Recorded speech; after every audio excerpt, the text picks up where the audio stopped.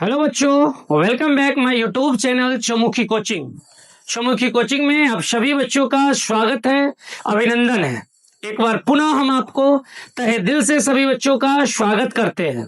बच्चों, हम आपको पिछले वीडियो में D and F block class के बारे में इंपोर्टेंट टॉपिक वाइज करवाए थे, जिसमें डी ब्लॉक का हम कवर किए थे पूरा का पूरा लघु उत्तरीय प्रश्न और साथ साथ ऑब्जेक्टिव क्वेश्चन भी। आज हम उप संयोजन संख्या, जहां से उप संयोजन संख्या हो गया, लिगेंड हो गया, सेंट्रल एटम हो गया, ऑक्सीडेशन नंबर हो गया, आईयूपीएसी नाम हो गया, ये तमाम बातें, ये तमाम पॉइंट आपको एग्जाम में देखने को मिलेगा। आज हम बुआ पढ़ने जा रहे हैं उप संयोजन यौगिक, कोऑर्डिनेशन कंपाउंड, जिसको हम हिंदी में कहते हैं बाबू उप संयोजक, उप संयोजक यौगिक, उप संयोजक यौगिक। याद रखना बच्चों, आज के क्लास में हम आपको पढ़ाने जा रहे हैं उप संयोजक यौगिक। इस चैप्टर में बाबू आपको देखने को मिलेगा इसका इंट्रोडक्शन, कैसे उप संयोजक यौगिक का जन्म हुआ था। उसके बाद हम इसका देखेंगे कि उप संयोजन रसायन शास्त्र किसे कहते हैं। उसके बाद हम देखेंगे आज के क्लास में योगात्मक यौगिक किसे कहते हैं। उसके बाद हम देखेंगे संकुल यौगिक किसे कहते हैं। उसके बाद हम देखेंगे आपका द्विक लवण किसे कहते हैं। उसके बाद हम नेक्स्ट वीडियो में इंपोर्टेंट ऑब्जेक्टिव उप संयोजन संख्या और ऑक्सीकरण संख्या का हम देखेंगे। तो चलिए हम शुरुआत करते हैं। आपका उप संयोजन यौगिक का जन्म कैसे हुआ, उप संयोजक यौगिक का जन्म कैसे हुआ है, इस बात का अब हम चर्चा करते हैं। आप सबसे पहले एलपी को समझिए। एलपी कहने का मतलब होता है लोन पेयर। हिंदी में इसको कहते हैं बाबू निर्जन जोड़ा का इलेक्ट्रॉन, निर्जन जोड़ा का इलेक्ट्रॉन इसको बोलते हैं। ठीक है, जैसे एक एग्जांपल लीजिए नाइट्रोजन के बारे में। तो आप जानते हैं कि नाइट्रोजन की परमाणु संख्या 7 होती है, 1s2 2s2 2p3, 3 2 5 2 7। बाहितम कक्षा में वो ध्यान देना, नाइट्रोजन के बाहितम कक्षा में 5 इलेक्ट्रॉन है, यानी ये नाइट्रोजन 1 2 3 4 5 इलेक्ट्रॉन है। ये आपका अनपेयर्ड है, ये भी अनपेयर्ड है, ये भी अनपेयर्ड है, लेकिन ये पेयर्ड है। और इसी इलेक्ट्रॉन को हम कहते हैं एलपी। एक अन्य एग्जांपल अगर ले वो देखिए बाबू लोग, एक अन्य एग्जांपल अगर ले तो जैसे आप ऑक्सीजन लीजिए। ऑक्सीजन की परमाणु संख्या 8 होती है। यहां पर 1s2, यहां पर 2s2, यहां पर 2p4, 4 2 6 2 8। इसके बाहितम कक्षा में, इसके बाहितम कक्षा में हम यहां पर 6 इलेक्ट्रॉन देख रहे हैं। ये ऑक्सीजन, ऑक्सीजन के ऊपर हो गया बाबू 1 इलेक्ट्रॉन, ये 1 2 1 3 1 4 1 5 1 6। ये वाला पेयर्ड में एलपी, ये वाला पेयर्ड में एलपी। ऐसा ही अगर बाबू और आप देखना चाहते हैं तो ये होता है फास्फोरस 15, ये होता है 1s2, ये होता है आपका 2s2, ये होता है आपका 2p6, ये होता है आपका 3s2, ये होता है आपका 3p3। लास्ट में आपका हो गया 3 और 2 5, यानी कि फास्फोरस 1 2 3 4 5। फिर से देखते हैं, फिर से देखते हैं। फास्फोरस 1 2 3 4 5, ये वाला जो इलेक्ट्रॉन आया यही होता है एलपी। अभी के क्लास में जो हम आपको बता रहे हैं बुआ, वो बता इसलिए रहे हैं कि कहां से उप संयोजक यौगिक का जन्म हुआ, कहां से आएगा, पहले उस चीज की तो जानकारी हम ले ले भाई। तो सबसे पहले उप संयोजक यौगिक का जो जन्म होता है वो एलपी से ही होता है, क्योंकि एलपी कभी बंध बनाने का काम नहीं करता है, एलपी कभी नहीं बंद बनाता है। और चूंकि एलपी जब बंद नहीं बनाता है बुआ, तो इस लाइन का सिंपल सा मीनिंग हो जाता है कि अनपेयर्ड अनपेयर्ड दोनों इलेक्ट्रॉन बंद बनाने का काम करेगा, लेकिन यहां पर ये नहीं करेगा। इस चैप्टर में, इस क्लास में आपको यह सीखना है कि कैसे ये बॉन्ड बनाता है, इसी बात की जानकारी देंगे। तो सबसे पहले हम अभी चुके, हम पहले ही बोल दिए हैं कि बेसिक क्लास चल रहा है, कहां से हुआ है वो चल रहा है, इसलिए सबसे पहले हम आपको समझा दिए एलपी। अब हम दोबारा समझाने का प्रयास करेंगे कि एलपी के बाद क्या क्या क्या होता है, क्या नहीं होता है। आइए एक एग्जांपल लिए, NH3 अमोनिया गैस होता है। आप जानते हैं अमोनिया गैस का निर्माण हैबर विधि से किया जाता है, हैबर प्रोसेस से।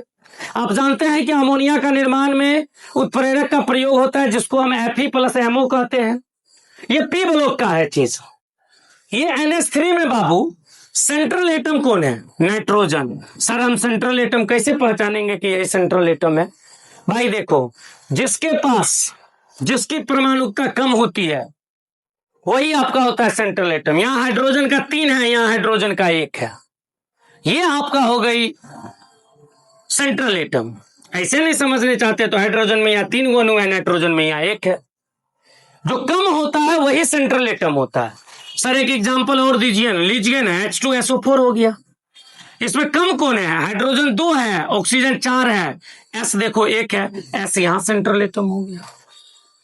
जिसकी संख्या हमेशा कम होती है वही सेंट्रल एटम होता है। किसकी संख्या कम होगी? अणु की। जैसे हम HNO3 लिए, इसमें कम कौन है? H 1 है, नाइट्रोजन 1 है, ऑक्सीजन 3 है, बीच में से N रहेगा। चलिए अब यहां समझिए, नाइट्रोजन, अभी तुरंत हम आपको नाइट्रोजन का इलेक्ट्रॉनिक विन्यास किए थे, तो इसके बाह्यतम कक्षा में नाइट्रोजन 7 होता है। इसके बाह्यतम कक्षा में आप देखे होइएगा कि इसके बाह्यतम कक्षा में 5 इलेक्ट्रॉन होते हैं। नाइट्रोजन यहां हो गया 1 2 3 4 5, यहां हो गया 3 हाइड्रोजन है, तो तीनों हाइड्रोजन के साथ हम यहां बंध बना लेंगे, 1 2 1 3। ये तीनों हाइड्रोजन के साथ आपका बंध बन गया।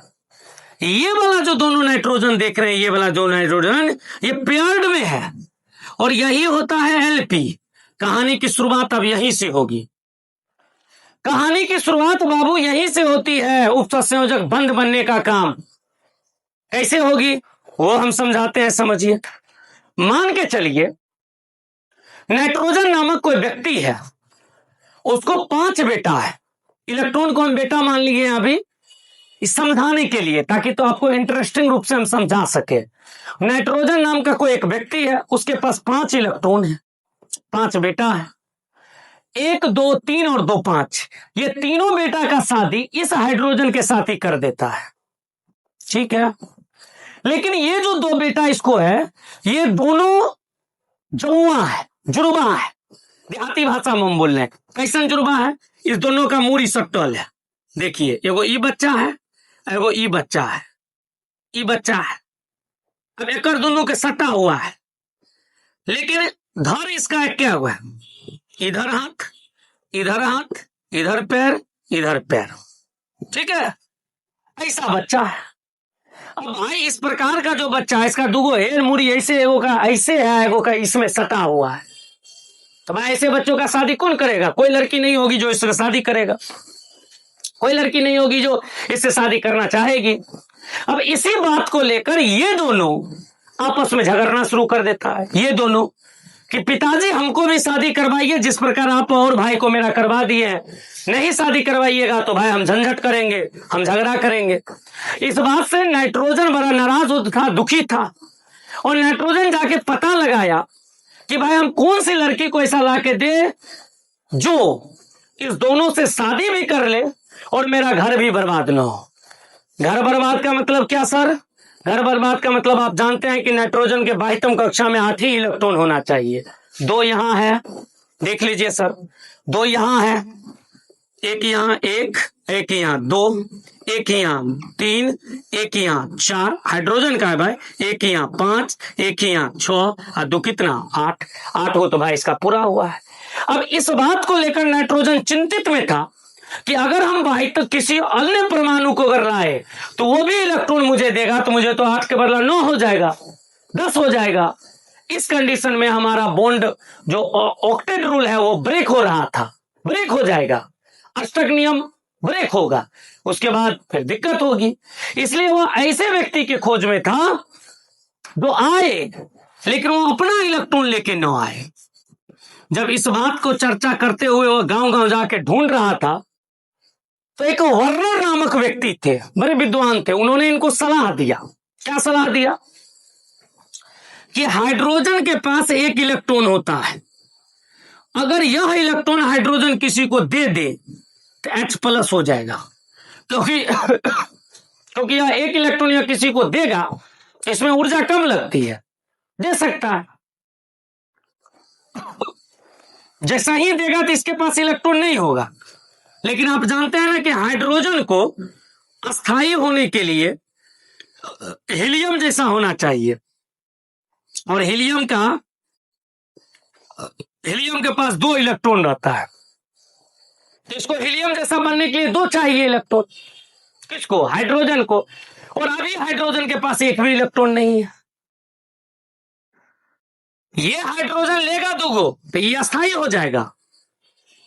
वर्तमान में भी कोई नहीं है, तो इस बंदा को यहां बुलाया गया, इसके साथ बोला बंध हम बनाएंगे। लेकिन कौन सा बंध बनेगा? इस दोनों के साथ जो बंध बनेगा वो होगा आपका उपसंयोजक बंध। ये उपसंयोजक बंध का चिन्ह है बाबू, ये जो है बुआ, यह उपसंयोजक बंध का चिन्ह है। यह उपसंयोजक बंध का बाबू चिन्ह है, ये वाला। इसका मतलब क्या हुआ? इसका मतलब हुआ ये दोनों इलेक्ट्रॉन हम इस हाइड्रोजन को दे रहे हैं, ये दोनों इलेक्ट्रॉन इस हाइड्रोजन को दे रहे हैं, लेकिन हम हाइड्रोजन से इलेक्ट्रॉन नहीं ले रहे हैं। इस लाइन का मतलब क्या? हमने इलेक्ट्रॉन दिया लेकिन हाइड्रोजन से हमने इलेक्ट्रॉन नहीं लिया। मतलब सर इसका तो अष्टक रूल भाई है, ये तो अष्टक रूल का पालन कर ही रहा है। देखिए ना, 2 2 4 2 6 2 8, नाइट्रोजन का तो 8 को पुरले है, हाइड्रोजन का 2 2 2, ये यहां जा रहा था, ये भी 2 पूरा हुआ है। यहां तो काम सरचक हो गया, ना नाइट्रोजन का घर बर्बाद हो रहा है, ना कुछ, काम हो गया। लेकिन इस दोनों के बीच में एक बॉन्ड बना था कि जब हम तुमको इलेक्ट्रॉन देंगे तब हम कभी भी, तुम हमको छोड़ के नहीं जा सकते हो या नहीं जा सकती हो, कभी नहीं। इस कारण से इसके घर के चारों तरफ एक बाउंड्री मार दिया गया, ये बाउंड्री कि भाई तुम इसके बाहर तुम निकल नहीं सकती हो या निकल नहीं सकते हो, जो इसके अंदर आया वही रह गया। यही बात आपको हमको समझाना था कि उपसंयोजक बंध अगर बन रहा है तो उस यौगिक को कहते हैं उपसंयोजन यौगिक। और उपसंयोजक बंध कब बनेगा? जब Lp रहेगा तब। यानी इसका मतलब क्या हो गया? यानी इसका मतलब हो गया N 1 2 3 1 4 NH4 बंध बना तो कोष्ठ के अंदर रहेगा, इसके ऊपर प्लस का चिन्ह रहेगा।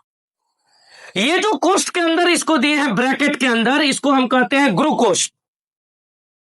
और ये जो होता है ये काउंटर आयन है, और ये नाइट्रोजन सेंट्रल आइटम है। और नाइट्रोजन को चारों तरफ से हाइड्रोजन घेर लिया है, इसको हम कह देते हैं लिगेंड। क्या कह देते हैं? लिगेंड। बच्चों, बाबू, सोना, थोड़ा ध्यान दो, ये आसान है भाई, इससे आसान कुछ नहीं है। उपसंयोजक यौगिक हम पढ़ रहे हैं, कैसे बनेगा? Lp से बनेगा। Lp क्या होता है? पेयर्ड वाला इलेक्ट्रॉन होता है जो साझेदारी में भाग नहीं लेता है। वो Lp जब उपसंयोजक बंध द्वारा जुड़कर किसी अन्य परमाणु से बंध बना लेगा तब जाके जो यौगिक का निर्माण होगा उसको उपसंयोजक यौगिक कहेंगे। और कोऑर्डिनेशन कंपाउंड हमेशा ब्रैकेट यानी गुरु कोष्ठक के अंदर बंद रहता है, हमेशा। ये बात ध्यान रखिएगा। चलिए, ये हम आपको बेसिक समझा रहे थे। चलिए अब एक एग्जांपल लीजिए। जैसे हम ये लिए, यहां पर हम लिख दिए Zn, Zn से जिंक होता है, हम यहां पर लिख लीजिए NH3 अमोनिया यानी एमीन यहां हो जाएगा, और इसके ऊपर 2-। ये क्या है सर? सर ये क्या है?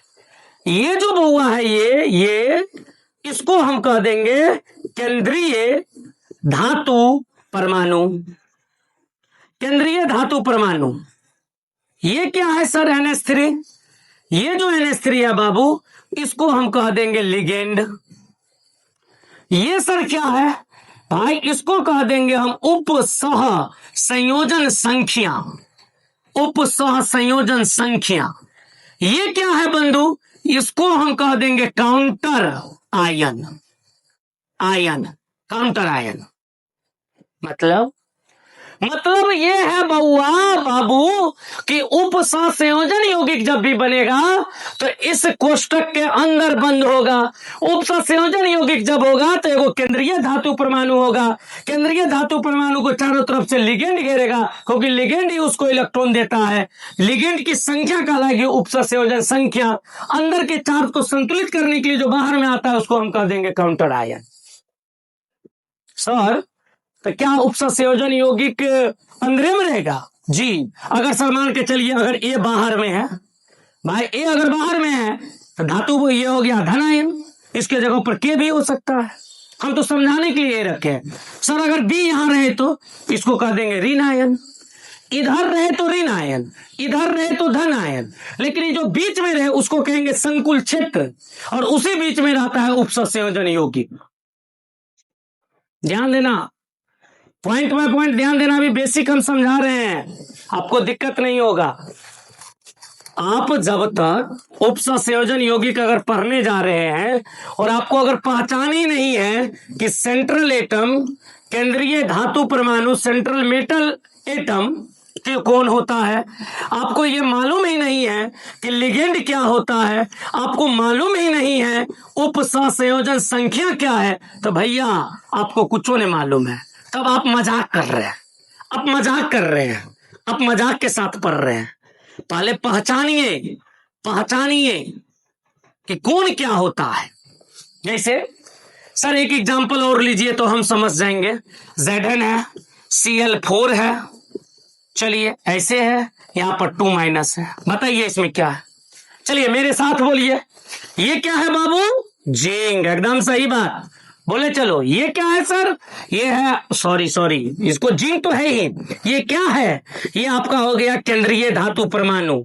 केंद्रीय धातु परमाणु, केंद्रीय धातु परमाणु। ये क्या है सर? लिगेंड। मेरे साथ साथ ये क्या है बाबू? उपसंयोजन संख्या। उपसंयोजन संख्या ये क्या है? Counter ion.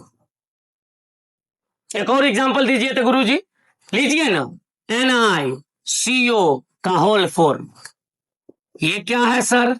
ये क्या है? Central atom. ये क्या है? लिगेंड। ये क्या है? उपसंयोजन संख्या। भाई इतना आसान नहीं अगर समझिएगा तब तो दिक्कत है भैया, बहुत दिक्कत है बाबू। थोड़ा इंस्टाग्राम से हटो, इंस्टाग्राम पर से थोड़ा हट के थोड़ा इधर भी ध्यान दीजिए। हम क्या क्या बोल रहे हैं उसको समझिए। यहाँ सब कुछ आपको एग्जाम के दृष्टिकोण से पढ़ाया जाता है, दिन काटने वाली बात नहीं है कि वैसे ही आके वीडियो बना दिए। एकदम ध्यान देते रहिए। हमने क्या बोला? उपसंयोजन यौगिक कहां से जन्मा? एलपी से। कैसे? एलपी बंध बनाया, किस बंध से? उपसंयोजक बंध से। उपसंयोजक बंध से जुड़ा, जब ये उपसंयोजक बन रहा है उपसंयोजन यौगिक कहते हैं।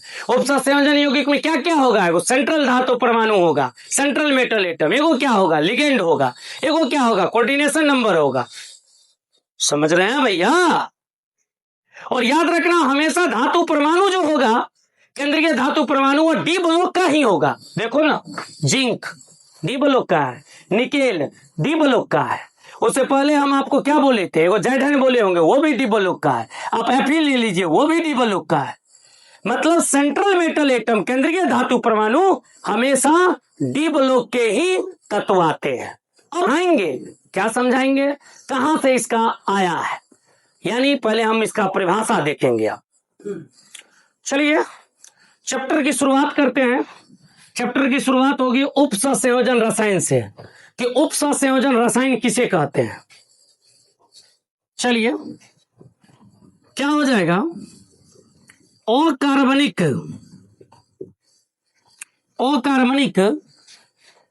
रसायन शास्त्र की वह शाखा जिसके अंतर्गत जिसके अंतर्गत उप सहसंयोजी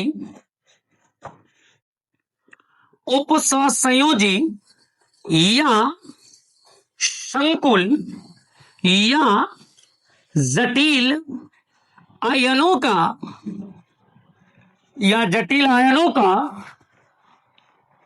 अध्ययन किया जाता है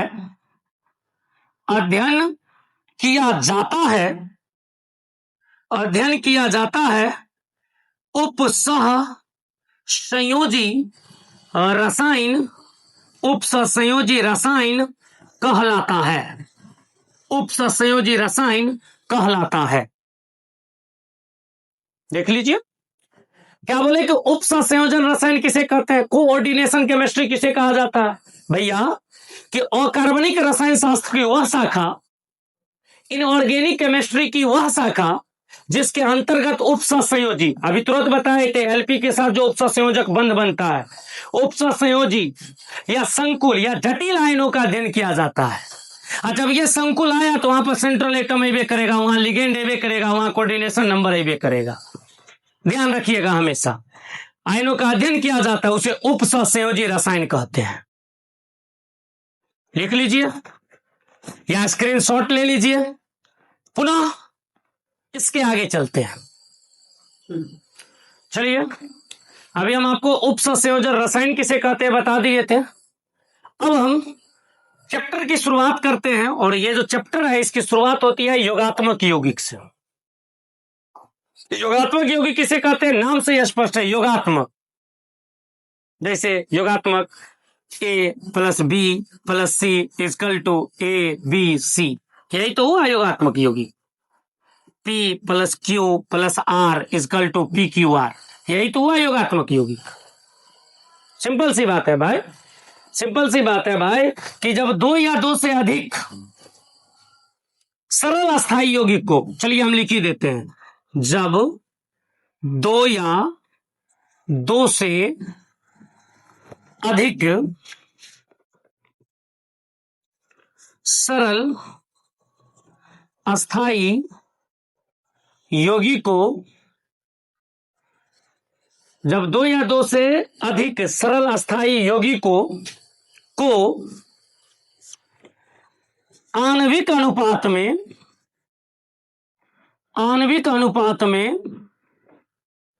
मिश्रित कर वाष्पित किया जाता है तो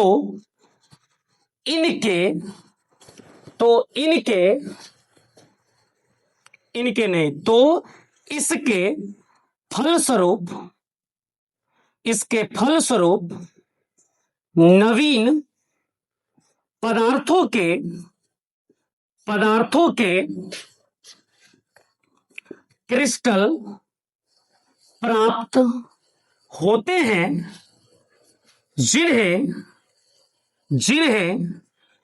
योगात्मक यौगिक कहा जाता है। फिर से देख लीजिए, आराम से लिखिए। योगात्मक यौगिक किसको कहें कि जब दो या दो से अधिक सरल अस्थायी यौगिकों को आणविक अनुपात में मिश्रित करके वाष्पित किया जाता है तो इसके फलस्वरूप एक नए पदार्थ के क्रिस्टल प्राप्त होते हैं जिन्हें योगात्मक यौगिक कहा जाता है। जैसे एग्जाम्पल में हम बोले पोटास एलम हो गया एग्जाम्पल में, जैसे एग्जाम्पल में बोले मोहर लबन हो गया। देख लीजिए, अब इसका एग्जाम्पल देते हैं हम आपको, थोड़ा आराम से समझने का प्रयास कीजिएगा।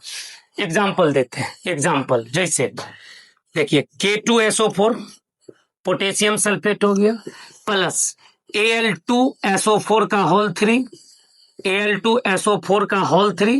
एल्युमिनियम सल्फेट हो गया, ठीक है सर जी, प्लस 24H2O हो गया। अभी हम तुरंत बुआ समझाए थे, क्या समझाए थे गुरुजी, A B C ABC, सबको जोड़ के लिख दिए, इसमें कोई नियम ही नहीं है। क्या बन जाएगा? बन जाएगा आपका K2SO4 इंटू Al2SO4 का whole thrice into 24H2O 24H2। इसी को बउआ हम कहते हैं योगात्मक यौगिक, और इसका जो नाम है वो नाम है पोटास एलम। भाई फिटकरी जानते होइएगा, फिटकरे रे भाई, हजामार के पास नहीं जाते हैं, वही है। आइए देखते हैं दूसरा, जैसे FeSO4 हो गया, प्लस का चिन्ह हो गया, NH4 का होल ट्वाइस, SO4 हो गया, प्लस का चिन्ह, 6H2O तीर का चिन्ह, फिर वही बात सर। क्या बात है सर, इस सबको जोड़ दीजिए, ऐड करो, तो क्या बन जाएगा? FeSO4 इंटू NH4 का होल 2 SO4, ठीक है, इंटू 6H2। ये भी क्या हो गया? ये हो गया मोर लवण, या इसको मोहर लवण कहते हैं, याद रखना। ये भी आपका योगात्मक यौगिक हो गया। वही बात हम समझाए थे कि जब 2 या 2 से अधिक, यहाँ 2 से अधिक है, 3 गो है, जब 2 या 2 से अधिक सरल अस्थायी यौगिक को आणविक अनुपात में, इसको सरल अस्थायी यौगिक को आणविक अनुपात में मिला देंगे, मिश्रित कर देंगे, फिर इसको गर्म करेंगे तो बाष्पित होगा, बाष्पित होने के बाद ठंडा करेंगे तो एक नवीन क्रिस्टलीय पदार्थ प्राप्त होगा। उसी पदार्थ को हम कहते हैं योगात्मक यौगिक। ये आपका योगात्मक यौगिक, ये योगात्मक यौगिक सब एग्जाम्पल है आपका। यहीं से हम आगे बढ़ेंगे।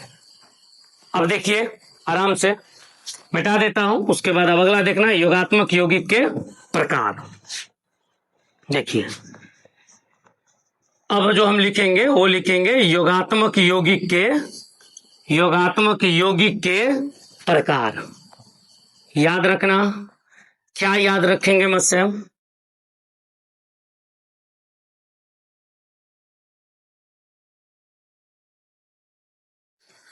योगात्मक यौगिक जो बाबू होता है बउआ, वह 2 प्रकार के होते हैं। एक होता है आपका द्विक लवण, डबल सॉल्ट, और एक होता है संकुल यौगिक या इसी को कहते हैं हम उपसंयोजक यौगिक, इसी को कहते हैं। अभी हम आपको द्विक लवण का परिभाषा बता देंगे, समझा देते हैं। नेक्स्ट क्लास में, अगले वीडियो में हम आपको उपसंयोजक यौगिक से स्टार्ट करेंगे। चलिए अब हम आपको बताते हैं द्विक लवण किसे कहते हैं। वैसे योगात्मक यौगिक जो 2 सरल लवणों से तैयार किए गए जलीय विलयन के रवाकरण के फलस्वरूप बनते हैं तथा जलीय विलयन में अपने सभी अवयवी आयनों में टूट जाते हैं, द्विक लवण कहलाते हैं। वो है, देखो इसमें सिंपल सा मीनिंग है क्या वो बात, क्या अगर योगात्मक यौगिक को आप जलीय विलयन में लाइए, अगर वो अपना आयन में टूट गया, अपना सब आयन मुक्त कर दिया, तो उसको हम कह देंगे द्विक लवण। और जो मुक्त नहीं हुआ उसको हम कह देंगे सहसंयोजी, उपसहसंयोजी यौगिक या संकुल यौगिक। हमारा मेन फोकस वाली बात यहां है, इस चीज पर ध्यान दीजिएगा कि जलीय विलयन में अपने सभी अवयवी आयनों में टूट जाते हैं, द्विक लवण कहलाते हैं। ये तो भाई योगात्मक यौगिक है। अभी तुरंत आप एक योगात्मक यौगिक का एग्जांपल लिए थे कि K2SO4 Al2SO4 का होल थ्राइस 24H2O, यही यौगिक है, मान के चलो। अब इसको हम जलीय विलयन में लाए, लाने के बाद अगर ये अपना सब अवयवी आयन में टूट गया, जैसे K+ हो गया, SO4 2- हो गया, ऐसे करके पूरा का पूरा टूट गया, तो इसी को हम कहेंगे द्विक लवण। मतलब द्विक लवण जलीय विलयन में अपने आयन में टूटेगा, लेकिन उपसंयोजन यौगिक या संकुल यौगिक कभी अपने आयन में नहीं टूटेगा। मेन यही है। चलिए देखिए, एग्जाम्पल के थ्रू आप समझने का प्रयास कीजिएगा, तब आप समझ पाइएगा। अभी देखिए, जैसे आप योगात्मक यौगिक कौन है, योगात्मक यौगिक आपका K2 हो गया, SO4 हो गया, अभी तुरंत हम बनाए थे, Al2 हो गया, SO4 का होल थ्राइस हो गया, 24H2O हो गया। ये आपका योगात्मक यौगिक है। हम क्या समझाए थे, हम बोले थे अगर योगात्मक यौगिक जलीय विलयन में अपने आयनों में टूट जाएंगे, उसी को हम कहेंगे द्विक लवण। अब इसको जलीय विलयन में घोलेंगे तो ये टूटेगा, क्या टूटेगा, के है, तो जब के टूटता है तो होता है के प्लस, क्या वो के है, दो गो, इसलिए दो के। जलीय विलयन की बात हो रही है इसलिए ए क्यू प्लस का चिन्ह, ए क्यू मतलब एक्वस स्टेट। ये दो क्यों लाए सर, क्योंकि के टू है। सर के के ऊपर प्लस का चिन्ह कहां से ले आए, देखो पोटेशियम होता है 19 1s2 2s2 2p6 3s2 3p6 4s1, देख लो, 2 2 4 6 10 2 12 6 18 19। बाह्यतम कक्षा में इसके कितने इलेक्ट्रॉन है, एक। तो अष्टक पुराने के लिए अपने अंतिम कक्षा में 8 इलेक्ट्रॉन रखने के लिए यह एक इलेक्ट्रॉन किसी को दे देगा, दान कर देगा, तो बन जाएगा के प्लस, इसलिए यहां हम लिखे के प्लस, ठीक है। अब ये SO4 है, तो SO4 होता है कितना, सल्फेट 2 माइनस, इसके आगे भी क्या लिखाएगा, ए क्यू। अब क्या होगा, प्लस का चिन्ह होगा। SO4 क्या गो है, देखो 3 गो यहां है, एगो यहां है, SO4 का होल थ्राइस, एक SO4 यहां, 4 है तो इसके पीछे 4 लगा देते हैं। अब क्या है भाई, Al है, Al है, Al के बाह्यतम कक्षा में 3 इलेक्ट्रॉन यानी कि Al3 प्लस, ये भी एक ही हो जाएगा। कितना Al है, यहां पर Al2 है तो मतलब 2 Al है, 2, और लास्ट में निकल जाएगा 24H2। ये जो आप देख रहे हैं, ये जो रिएक्शन आप देख रहे हैं यहां से लेकर यहां तक का ये जो रिएक्शन, यही है आपका क्या है, इधर वाला है योगात्मक यौगिक, और ये योगात्मक यौगिक बाबू क्या हो गया, आयनित, आयनित हो गया, और आयनित होके आपका क्या बना लिया, द्विक लवण। आयनित कब होगा, जलीय विलयन में होगा। आयनित कब होगा, जलीय विलयन में होगा। के plus, SO4 2 minus, Al3 plus, बात खत्म। एक और एग्जांपल देखते हैं, एक और देख लीजिए, मिटा दूं नहीं तो स्क्रीनशॉट ले लीजिए। चलिए एक और एग्जांपल हम देखते हैं, एक और एग्जांपल,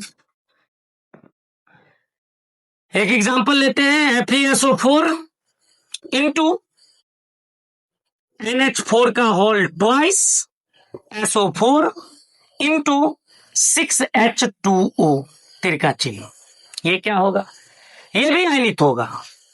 आयनित होगा क्या बनेगा, Fe है तो ये बना लेगा Fe2 प्लस, इसके आगे एक क्यू, कितना Fe है, एगो, ठीक है। अब SO4 एक यहां है और एक यहां है, 2 है तो यहां पर 2SO4, SO4 के ऊपर चार्ज 2 माइनस, एक क्यू प्लस का चिन्ह, ठीक है। अब ये क्या है, NH4, क्या NH4 है, एक है, NH4 प्लस का चिन्ह, इसके आगे एक क्यू, Fe आइए गया, SO4 आइए गया, NH4 आइए गया, कितना NH4 है, होल 2 है तो यहाँ पीछे में 2 प्लस का चिन्ह 6H2, देख लीजिए। इस तरफ क्या है सर, योगात्मक यौगिक, योगात्मक यौगिक। जब ये सर योगात्मक यौगिक का जब ये आयनित हुआ बुआ, जब यह आयनित हुआ तब क्या बन गया, द्विक लवण बन गया। अगर सर आयनित नहीं होता तो भैया, अगर आयनित नहीं होता ना तो उपसंयोजन यौगिक बन जाता, संकुल यौगिक बन जाता। अब आपसे द्विक लवण पूछ देगा कि निम्नलिखित में से कौन सा द्विक लवण है, एक ये एग्जाम्पल याद रखिएगा और एक ये वाला याद रखिएगा हमेशा, K2SO4 इंटू Al2SO4 का होल थ्राइस 24H2O, हमेशा याद रखिएगा। या तो ये ऑप्शन में पूछता है या तो ये आएगा, पूछ देगा मोर लवण या मोहर लवण बताइए सूत्र क्या है, तो इसका बता दीजिएगा FeSO4 इंटू NH4 का होल ट्वाइस SO4 6H2O। इस तरीके से आज के क्लास में हम आपको योगात्मक यौगिक के प्रकार में द्विक लवण हम आपको बता दिए। कल के क्लास में हम आपको बताएंगे संकुल यौगिक, और कल हम आपको अंतर भी दोनों में बता देंगे। और उसके बाद हम उपसंयोजन संख्या, नेक्स्ट वीडियो में 3 चीज कवर करेंगे। उपसंयोजन संख्या अति इंपोर्टेंट चीज है, उसके बाद ऑक्सीकरण संख्या, उसके बाद IUPAC नाम। बस 12वें बोर्ड के लिए काफी है ये चीज। एक VSEPR सिद्धांत भी ले लेंगे। ठीक है भैया। अब आप लोग एक काम कीजिएगा मेरे लिए, क्या अगर आपको ये क्लास अच्छी लगी, ये वीडियो आपको अच्छा लगा, तो आप इस वीडियो को अपने दोस्तों में शेयर कीजिए, लाइक कीजिए, कमेंट कीजिए और चैनल को सब्सक्राइब कीजिए। आप लोग देखते बहुत ज्यादा बच्चे हैं लेकिन शेयर नहीं करते हैं, आप लाइक नहीं करते हैं, ये अच्छी बात नहीं है। आप सब्सक्राइब लाइक कीजिए ताकि हमको आपसे मनोबल मिलते रहे, आपसे हमको मिलते रहे एनर्जी, और तब हम आपको क्लास देते रहेंगे। और आप याद रखिएगा जो हम पढ़ाते हैं उसका स्क्रीनशॉट रख लीजिएगा, चैनल पर रहेगा ही ये, और 2027 में मिला लीजिएगा कौन सा आता है कौन सा नहीं आता है। चलिए बने रहिए हमारे चैनल पर, दोस्तों में शेयर करते रहिए, लाइक कमेंट सब्सक्राइब करते रहिए। धन्यवाद, फिर मिलते हैं नेक्स्ट वीडियो में।